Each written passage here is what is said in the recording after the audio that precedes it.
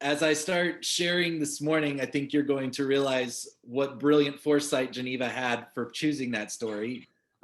Because this morning, I wanted to share a little bit with you all about Aaron and I's adoption journey. And I actually had a working title for a little sermon this morning that said, How the Adoption Journey is Like Living Through 2020. And I have a few thoughts for you on that, but I think you'll all be able to relate a little bit to our experience, just given how unique our times have been. So we're gonna have a little story time. And I want to backtrack a little bit to get you started back to last November. So this would have been November 2019.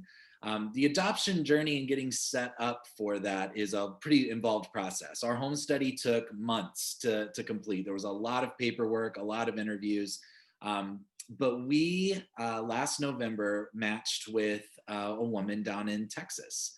And she wanted to meet us, and we had a conversation, and we began the process of moving forward with an adoption journey. And she was due at the very end of February.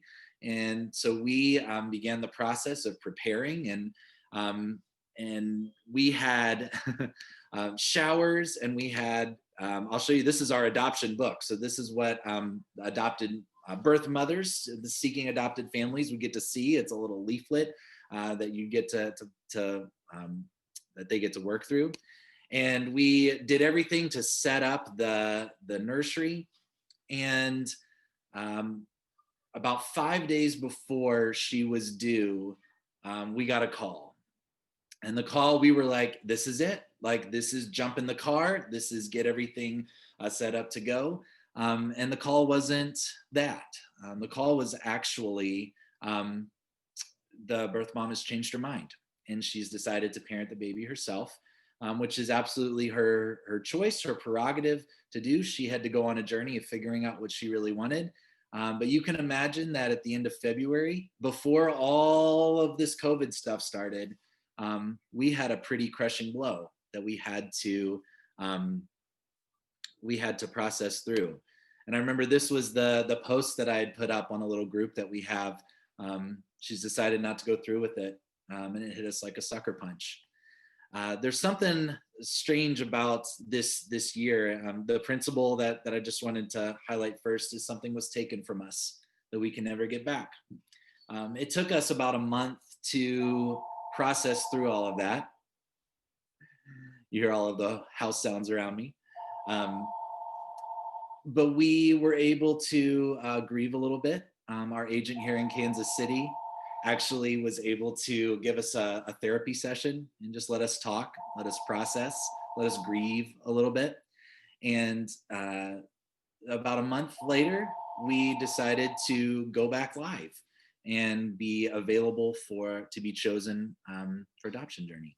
So fast forward a little bit, we in July, we got another call that there was another birth mom out in California that wanted to meet us. And this one, at the end of July, we were able to get online and we chatted a little bit, and we began a journey of talking with her for several months. She was due at the beginning of October. This time we were a little more cautious. We were a little bit more hesitant to buy in, as you can probably imagine. But there was still an incredible amount of hope that we had. We didn't want to get our hopes up, but we didn't want to give up. We knew that this is a journey that we wanted. So we ended up hiring a team in California to get us. There's lawyers and social workers and coordinators and people that can help her, which is great and it's responsible. But I have to tell you, being in Kansas City and working with someone that you've only met digitally and hiring a whole bunch of people that you've never met to help this person that you've only met digitally, really made us feel that we were at the mercy of this situation. We had no control. Our job was to be connected. Our job was to make phone calls and texts and send her pictures and tell her about our life, and to listen to her and hear about her journey, and to make sure that she was safe and make sure that she was set up to go. Everything else, we had to trust a whole bunch of people to handle for us. And that was an incredibly challenging position to be in. We felt very isolated. They kept us as informed as they could have, But really, it was up to other people to make all these decisions. And those 4 months were really, really rough. And the other thing you need to know is we really had no idea if this was going to work out. If we were to look back at February, we had no idea that opportunity wasn't going to come through. And so this time around, every day was one step closer to something that still might not happen. It was an unknown, and we really had no idea. So what we did, though, is we continued to move forward in faith. We'd formed this wonderful relationship with this woman and become friends. And she, about 10 days before her before her due date, we had planned a trip out to visit her. And we were just going to stay there and work there until she was due. We didn't want to miss it. So we were like, better to be there and wait than to miss all of the things that were happening. However, 14 days before that, we get a text. It was a Thursday night. We get a text with her, and she's like, "Guys, this isn't my first rodeo. I need you to know this is the beginning of the end. I believe that I am in labor." And so we just stared at each other and kind of paced around, and had to make the decision to cancel our Tuesday flight, move it to Friday morning. We packed everything that we could fit in suitcases, and we got to California the next day. Actually, we were in our layover in Minneapolis when we got the text message that the baby was here. And so it was a quick labor, but we were able to arrive into California. We posted this. We just landed in Los Angeles, a baby girl. We hadn't known the gender, so that was a big surprise for us. She was born at 11 a.m., 7 pounds, 1 ounce, and we'll get to meet her really soon. And this was our first night in the hospital with baby Sierra. This was a big journey. We had a wonderful, wonderful hospital crew, nursing crew that took really, really good care of us. We were absolutely as delirious as all new parents, but we were able to stay in the hospital for a couple days. I will say, and this should come as no surprise to any of you that do have children, we reached a level of exhaustion we never knew was possible. And I don't mean just physical exhaustion. Of course, we were tired, but the mental exhaustion of being ready to go, of living in the unknown. Is this going to work? Of the anxiety of what happens if it doesn't? How do we protect ourselves and protect our hearts? And it was like, once we got there, it wasn't even completely over. Just this step of it had moved forward. We still had a week before paperwork was going to be able to be signed. And while we were given custody, and we kept her with us a couple nights in the hospital, a couple nights there near her, and then a couple nights closer to the airport, there was still a lot up in the air. We weren't allowed legally to leave with her for about 2 weeks. And so we every day we woke up and we took care of this little baby girl, wondering if this was all going to work out. Were we really going to get on a plane with her? Were we really going to take her home? And one thing led to another. Dominoes fell, paperwork got signed, and we woke up super early one morning, 2 weeks to the day that she was born. And we loaded her up. We got our masks on, and we were the bells of the ball in the airport. Everyone that saw us wanted to hear our story and celebrated us. The flight attendants were great. We got the little wings from the pilot of our plane for her first flight. So we'll have that in her memory keepsakes. But it was better. It was better than we could have possibly imagined. We get home and our neighbors had been so sweet and celebrated, and they had found out and taken good care of our house for us. And this is what we got to walk into on our arrival home. And the first night that we slept in our own home with baby girl, we had this realization that things are never ever going to be the same again. And I kind of chuckled. I remember that first morning, I looked over at Aaron and I was like, we're back in our home, we're back in our beds, we're back in our routine. But I looked at him and I said, it's hitting me that she's never leaving. She's here forever. This is the new normal that we have. Everything that we used to do is going to change. And that's a mixture of emotions because there's a season that we'll never get back, and yet there's a season hoped for that's finally getting realized. And there's a lot of emotions that are all kind of twisting up together. 3 months into it, so on Christmas Day, Sierra turned 3 months old. Things are different. And this new normal is starting to feel normal. Our bodies instinctively wake up at 4 a.m., whether we like it or not, whether she's up or not. We're starting to beat her up to that feeding because our bodies are just conditioned to. We can't imagine life any other way than it is right now. And the truth is that there's a principle of you don't go back to normal.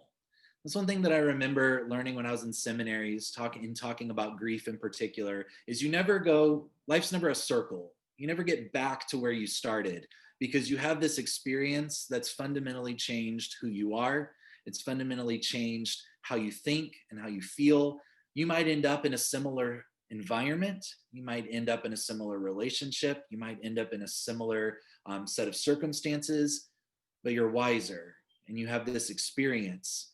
And there is no backwards. There is no returning. There is only forward. And I want you to take a look at this list. And I want you to think about it not in terms of an adoption, but in terms of your year of 2020. Something was taken from us that we can never get back. Often we feel like we're at the mercy of the situation that we're in. We have no idea if this is actually going to work out or not. We've reached a new level of exhaustion that we never thought possible. We were realizing things are never, ever going to be the same again.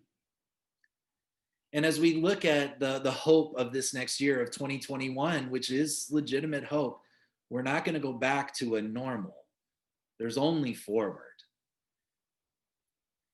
And I wanted to leave you, I don't want to share this conversation with you to bring you down, but I want to challenge you and inspire you to look ahead. I want you to look at these scriptures with me from Scripture. The book of Lamentations was written by the prophet Jeremiah, and Jeremiah is known as the weeping prophet. He was a prophet that looked at the world around him, looked at the people of God, the people of Israel, and he was often dismayed. He kind of embodies the sense of there's a loss there. And he wrote this Lamentations, and yet littered within these words of grief, you see words that look like this. Certainly the faithful love of the Lord hasn't ended. Certainly God's compassion isn't through. They are renewed every morning. Great is your faithfulness. I think the Lord is my portion, therefore I will wait for him. I want you to read this with me from 2 Corinthians 4 as well. And this is the Apostle Paul. So think about the time that has passed and yet the enduring principle that's happening here. Paul says, so we aren't depressed. But even if our bodies are breaking down on the outside, the person that we are on the inside is being renewed every day. Our temporary minor problems are producing an eternal stockpile of glory for us that is beyond all comparison. We don't focus on the things that can be seen, but on the things that can't be seen. The things that can be seen don't last, but the things that can't be seen are eternal. I read you this because there's something about going into this new year that is filled with hope. And I want to show you the thing that I hold on to for 2020 that's going to make 2020 not a year that was blanket bad. There was some hope in here. This is my little girl. This is how she sleeps. She sleeps on her side doing some kind of yoga pose, or I don't know if this is an exorcism or whatever, but this is baby girl. This is my daughter. This is her little Christmas outfit here. This is her using her voice and learning to use her voice. She's our hope. She's our hope. Something wonderful happened this year. A lot of hard things happened this year. But I look at this little face and I look at this little girl even in the middle of the night, and I realize that this year had its hope. It had its moments. It's had its joy. And I think that that's something that I want all of us to think about and reflect on as this is our last Sunday together in 2020.